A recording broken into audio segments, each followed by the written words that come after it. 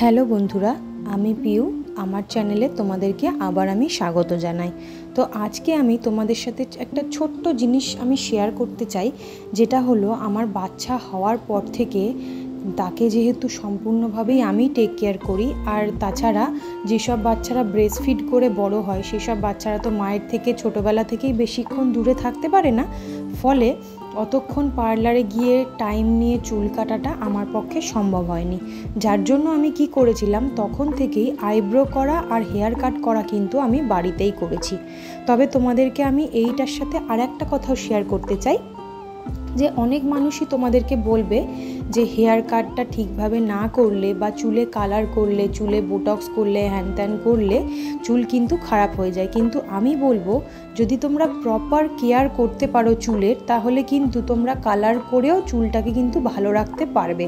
যেহেতু আমার নিজের প্রতি কেয়ার করার অতটা সময় আমি পাই না যে চুলে কেরাটিন করব বা বোটক্স করব বা স্পা করব, সেই জন্য কিন্তু আমার চুলটা কিছুটা পরিমাণ ড্যামেজও হয়ে গিয়েছে। তো আমি দেখলাম যে আমার চুলটা একেবারেই পাতলা হয়ে গেছে তলার দিকটাতে। তো সেই জন্য আমি ভাবলাম যে চলো তোমাদের সাথে শেয়ার করি, সঙ্গে সঙ্গে আমার নিজেরও চুলটা আমি ভালো করে ট্রিম করে নিই। ট্রিমের থেকে বড় কথা হচ্ছে, আমার অনেকটা চুলই আমি কেটে আজকে বাদ দিয়েছি, যেহেতু এতটা চুল পাতলা হয়ে গেছে। এতটা পাতলা হলে না কোনো রকমভাবে বাঁধা বা ছাড়া বা স্ট্রেটনিং করা কিছুতেই ভালো লাগে না, চুলটা যদি পাতলা থাকে আর লম্বা থাকে। তো সেই জন্য আমি কি করি, 6 মাস অন্তর বা 1 বছর অন্তর আমি কিন্তু আমার চুলটা এইভাবে, যে ভিডিওতে তোমরা দেখতে পাচ্ছ, এইভাবেই কিন্তু আমি প্রত্যেক সময় চুলটা ট্রিম করে থাকি। চুল যদি কাটতে নাও পারো, তাহলেও যদি তোমরা মাসে অন্তত একবার করে গিয়ে হালকা একটুখানি জাস্ট আগাটা ট্রিম করে আসো, তাহলেও কিন্তু চুল বেশ ভালো থাকে। কিন্তু আমি ঠিক করেছি এইবারে পুজোর সময় আমি কোনো একটা হেয়ার ট্রিটমেন্ট নেব, কারণ চুলটা একেবারেই নষ্ট হয়ে যাচ্ছে, যেটা হয়তো পরে আমি আর রিপেয়ার করতে পারবো না। আমার কিন্তু আগে চুলটা যথেষ্ট বড় এবং ঠিক ছিল, এখন দিন দিন চুলটা এত পরিমাণে উঠছে। আর পোস্টপার্টামে তো আমি তোমাদেরকে বলতেই পারবো না যে এত এত গাদা গাদা চুল আমার উঠে উঠে চুলটা একেবারেই আমার শেষ হয়ে গিয়েছে। আর তারপরে আমি হেয়ার কালার করেছিলাম, হাইলাইট করেছিলাম, যেটা আমি বাড়িতেই করেছিলাম, এবং তারপরে আমার চুলের কোনো হেয়ার ট্রিটমেন্ট হেয়ার কেয়ার কিছু করা হয়নি। তো সেই জন্যই আর কি আমার চুলটা আরও বেশি দেখবে তোমরা ফ্রিজি লাগছে চুলটা। তো যথারীতি এই বছর পুজোতে আমি ভালো করে একটা হেয়ার ট্রিটমেন্ট নেব। তোমাদের সবাইকেই বলি, যারা নতুন মা হয়েছো, যারা পার্লারে যেতে পারো না, তারা কিন্তু একবার বাড়িতে এরকমভাবে চুলটা কেটে ট্রাই করে দেখতে পারো। তোমরা আরেকটু অল্প কাটবে, যদি তোমাদের ভয় হয় তাহলে তোমরা আরেকটু অল্প লেন্থ কেটে কিন্তু বাড়িতে দেখতে পারো। আমি কিন্তু অন্তত প্রায় 2 বছর থেকে 3 বছর আমি কিন্তু এইভাবেই আমার চুলটাকে ট্রিম করে থাকি।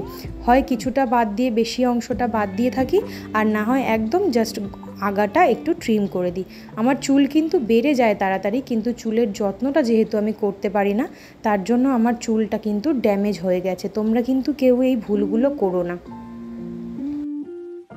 তো যাই হোক, তোমরা ভিডিওর মধ্যে দেখতে পাচ্ছ যে আমি চুলটাকে বরাবর দুটো পার্টিশানে ভাগ করে নিয়েছি, এবং আমার যতটা লেন্থ কাটা প্রয়োজন আমি মনে করেছি, যতটা আমার আগাটা নষ্ট হয়ে গেছে, আমি কিন্তু সেই বরাবর দুটো পার্টিশানকেই কিন্তু আলাদা আলাদা করে নিয়ে কেটে নিয়েছি। আর অনেককে ভিডিওতে আমি দেখেছি চুলের নিচটায় বেশ আরও সুন্দর করে ট্রিম করতে পারে, কিন্তু আমি না এর থেকে ভালো আর পারি না।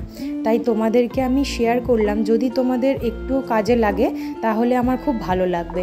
আর যদি তোমাদের কারোর কোনো উপকারে লেগে থাকে, তাহলে তোমরা প্লিজ আমায় কমেন্ট করে জানিও। আমি কিন্তু ঘরের স্কিন কেয়ার করা বা এরকম হেয়ার কেয়ার করা টুকটাক কিন্তু আমি করি, যেগুলো আমি তোমাদের সাথে শেয়ার করব। আসলে কি বলো তো, যখন একটা মেয়ে নতুন মা হয় না, তখন সব কিছু গুলিয়ে যায়। ওই একটা বাচ্চার পিছনে টাইম দিতে দিতে নিজেদেরকে আর কেয়ার করা হয় না। আর যাদের ধরো কেউ বাচ্চাটাকে ধরার বা সামলানোর মানুষ আছে, তাদের তো খুবই ভালো কথা। আর যাদের বাড়িতে ধরো মাকে একাকেই বাচ্চাকে সামলাতে হয়, তাদের জন্য প্রচণ্ড হেক্টিক হয়ে যায়, যে মা বাচ্চাকেও সম্পূর্ণ যত্ন করবে, প্লাস নিজেরও যত্ন করবে। তো সেইভাবে পেরে ওঠা হয় না আর কি। তো তো যাই হোক, আজকে আমি আসি, দেখা হচ্ছে নেক্সট ব্লগে বা ভিডিওতে। তোমাদের যদি কোনো রকমের কোনো উপকার হয়ে থাকে ভিডিওটায়, তোমরা কিন্তু অবশ্যই আমাকে নিচে কমেন্ট করে জানিও। আর আমার চুলটা কেটে দেওয়ার পরে ঠিক কীরকম লাগছে সেটাও তোমরা অবশ্যই কমেন্ট করে জানিও। চলো আজকে আসি, দেখা হচ্ছে নেক্সট ব্লগে। Bye bye.